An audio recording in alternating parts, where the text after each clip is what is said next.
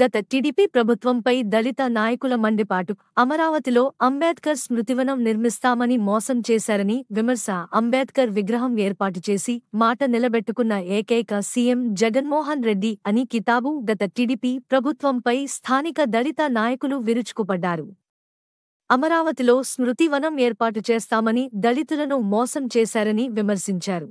బాపట్ల జిల్లా పర్చూరు బొమ్మల సెంటర్లో ఉన్న అంబేద్కర్ విగ్రహానికి పూలమాలలు వేసి నివాళులర్పించిన అనంతరం వారు విలేకరులతో మాట్లాడారు.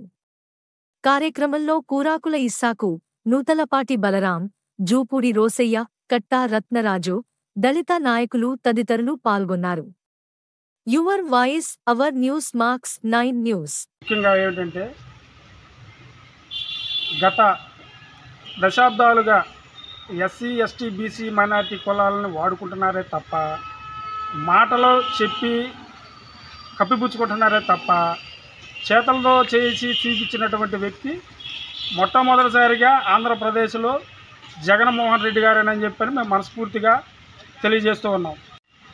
ప్రతి విషయంలో ఎస్సీ ఎస్టీ బీసీ మైనారిటీలకి అందరికీ కూడా సంక్షేమ పథకాలను అందిస్తూ రేపు జరగబోతున్నటువంటి కార్యక్రమానికి వేలాదిగా లక్షలాదిగా మొత్తం మన రాష్ట్రంలో ఉన్నటువంటి ఎస్సీ ఎస్టీ బీసీ మైనారిటీ కులాలందరూ కూడా తరలి రావాలని చెప్పి మనస్ఫూర్తిగా కోరుకుంటున్నాము. మేధావి, దాదాపు ఈ భారతదేశానికి ఒక దిక్సూచి అయినటువంటి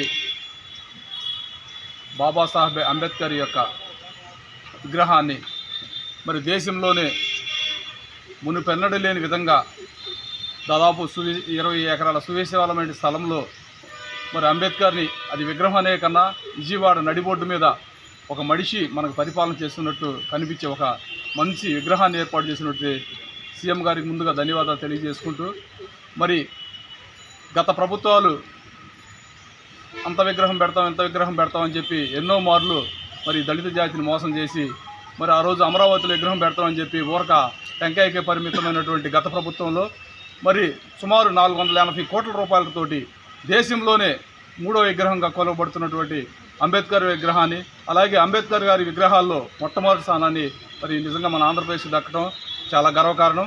ఈరోజు నిజంగా